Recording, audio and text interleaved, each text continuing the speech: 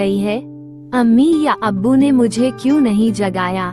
क्या वे भूल गए कि मेरा स्कूल है? क्या वे मुझे भूल गए? सब लोग कहाँ हैं?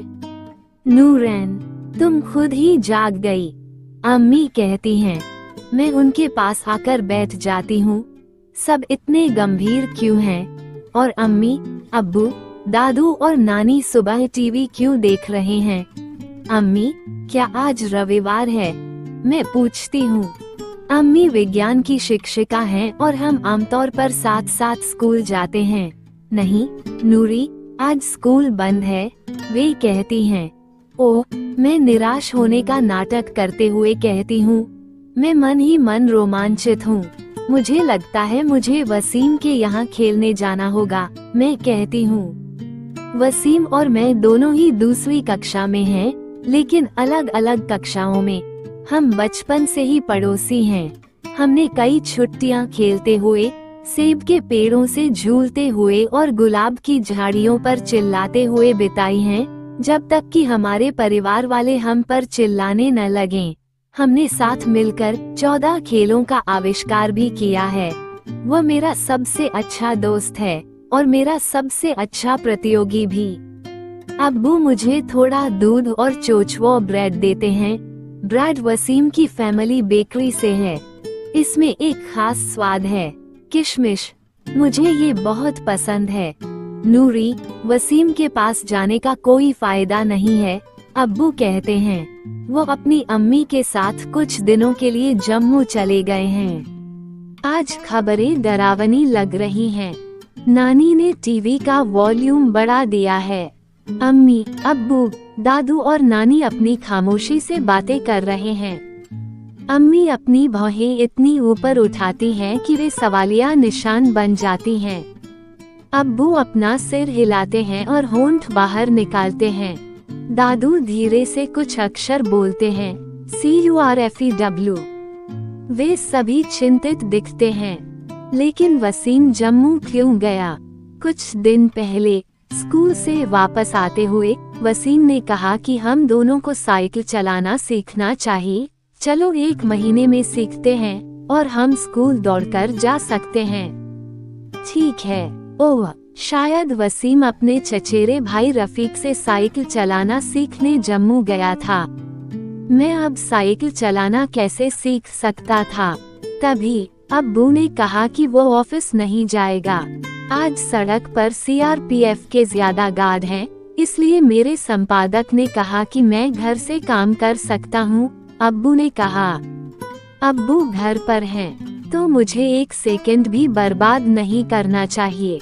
अब्बू, क्या आप मुझे नई साइकिल चलाना सिखा सकते हैं? प्लीज अब्बू। अब्बू मेरी तरफ देखते हैं और कहते हैं, जरूर नूरी, लेकिन पहले अपना नाश्ता खा लो। मैं जल्दी से उसे चबाता हूँ। ओ बढ़िया दूध और चोचवा ब्रेड, अपना जादू करो, मुझे मजबूत बनाओ। मुझे मिशन साइकिल के लिए मजबूत बनाओ। मिशन साइकिल, दिन 1 साइकिल अब्बू और अम्मी की तरफ से मेरी ईद का तोहफा है। मैं इसे तब तक साफ करता हूँ जब तक ये चमक न जाए। ट्रिंग ट्रिंग, मुझे इसकी तीखी घंटी बहुत पसंद है। अब्बू, नानी, मैं कहती हूँ। नूरी, तुम क्यों चिल्ला रही हो? अब्बू अभी अभी बाहर गए हैं ये देखने के लिए कि हालात कैसे हैं।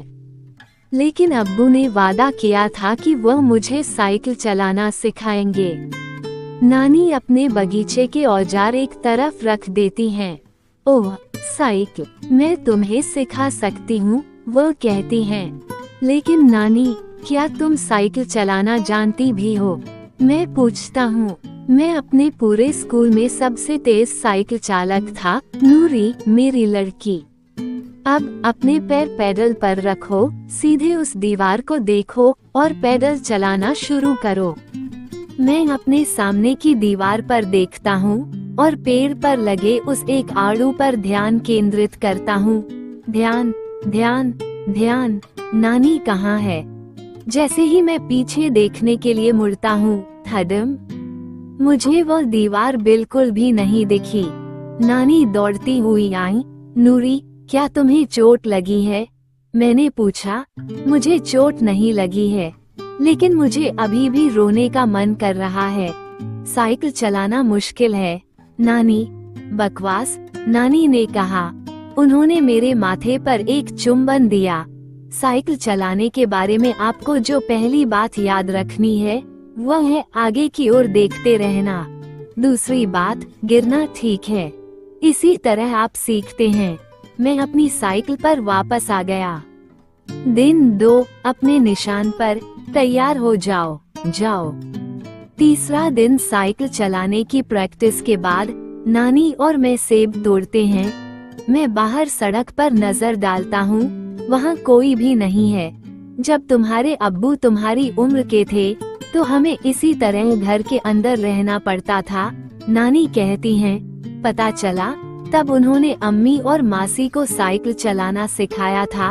वे हर बार गिरती थीं और दौड़कर उनके पास आती थीं। तुम बहुत बहादुर हो मेरी नूरी, तुम वाकई एक अच्छी साइकिल चालक बनोगी।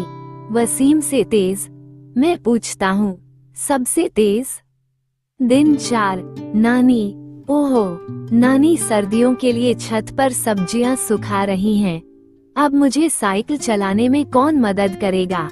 क्या मैं तुम्हें सिखाऊं? दादू अपने अखबार के पीछे से पूछते हैं। इस समय घर पर दादू को देखना बहुत अजीब है। अजीब लेकिन आश्चर्यजनक। दादू, क्या तुम अपने दोस्तों के साथ टहलने नहीं जा रहे हो? नहीं जा सकते, का URFEW है। मैं अपनी पोती के पीछे दौड़कर थोड़ा व्यायाम कर सकता हूँ। वाह, मैं खुद को फिर से आड़ू को देखने के लिए तैयार करता हूँ और गिरने के बारे में न सोचने की कोशिश करता हूँ। लेकिन फिर दादू एक डरावना सुझाव देते हैं। वो मेरी साइकिल के पीछे ट्रेन पहियों को हटाना चाहते हैं। क्या मैं सच में सिर्फ 2 पहियों पर सवारी कर सकता हूँ? ये तो सर्कस में होने जैसा है। जब मैं दादू से ये कहता हूँ तो वह जोरदार ठहाका लगाता है। सड़क पर हर कोई ऐसा करता है नूरी, वह कहता है। तुम्हें बस अभ्यास करना है। कुछ औजारों का इस्तेमाल करके दादू और मैं छोटे पहियों को खोलते हैं। दिन 5, छठा दिन। हमें अभी भी बाहर जाने की अनुमति नहीं है। क्या ये गेट और ऊंचा हो रहा है? मैंने अम्मी से पूछा। दिन 7, कृपया, मैं घर पर बोर हो रही हूँ, मुझे स्कूल जाना है। गेट खोलो, इसे खोलो। मुझे बहुत दुख है नूरी, काश मैं तुम्हें बाहर ले जा पाती, अम्मी कहती हैं। काश तुम्हें ये भयावहताएं कभी पता ही न चलती। दिन 8, दादू, CURFEW क्या है? मैंने पूछा। दादू असहज लग रहे थे। ये तब होता है जब सरकार हमें कहती है कि हमें बाहर नहीं जाना चाहिए क्योंकि सड़कों पर यह सुरक्षित नहीं है, उन्होंने कहा। मुझे बाहर जाने की याद आती है, मुझे अपने दोस्तों की याद आती है, मुझे अपने शिक्षकों की भी याद आती है। हमें कब तक घर पर रहना होगा? मैंने पूछा। मुझे नहीं पता नूरी, दादू ने उदास आह भरते हुए कहा। बड़े लोग आमतौर पर यह कहना पसंद नहीं करते कि मुझे नहीं पता, इसलिए ये गंभीर होना चाहिए। मुझे दादू को उदास देखना पसंद नहीं है, इसलिए मैं खड़ा हो जाता हूँ। ठीक है, बहुत हो गया आराम, चलो, मुझे वसीम को हराना है। दिन 10, अब अम्मी की बारी है कि वे मुझे सही तरीके से ब्रेक लगाना सिखाएं। हम पूरी दोपहर अभ्यास करते हैं। जब दादू और नानी चाय के समय बाहर आए तो मैं दिखावा करने के लिए तैयार हूँ। तभी हमें एक तेज आवाज सुनाई देती है। धमाका, धमाका। लोग चिल्ला रहे हैं। हम क्या चाहते हैं? मुझे अगला शब्द याद है, आजादी। मेरी आंखें जलने लगती हैं। अम्मी मुझे उठाती हैं और हम घर की ओर भागते हैं। डाइनिंग रूम में हम एक दूसरे के करीब एक घेरे में बैठे हैं। हर कोई खांस रहा है। अम्मी, वह क्या था? मैंने पूछा। अम्मी ने मुझे गले लगाया। लोग लड़ रहे हैं नूरी, उसने मेरी आंखें पोंछी। मुझे एहसास हुआ कि उनमें पानी आ रहा है, उसकी भी आंखें भी। जब ऐसा होता है तो तुम अपना रूमाल अपनी नाक और मुंह पर रखते हो, ठीक है। अम्मी ने कहा। मैंने उसे गले लगाया। मैं थका हुआ हूँ और डरा हुआ हूँ, लेकिन हर कोई डरा हुआ लग रहा है। मुझे याद है कि साइकिल चलाने के पहले दिन नानी ने क्या कहा था, मुझे बहादुर बनना होगा। दिन 11 अगली सुबह अब्बू मुझे जगाते हैं। उठो अलसी, आज मैं तुम्हें सिखाऊंगा। क्या ये सुरक्षित है अब्बू? मैं पूछता हूँ। मैं वादा करता हूँ कि अगर कुछ हुआ तो मैं तुम्हारा ख्याल रखूंगा, ठीक है? अब्बू कहते हैं। अब मैंने सुना है कि वसीम कुछ दिनों में वापस आ रहा है। क्या तुम दौड़ के लिए तैयार नहीं होना चाहते? अब्बू देखते हुए, मैं ठीक वैसे ही साइकिल चलाता हूँ जैसे दादू, नानी और अम्मी ने मुझे सिखाया था।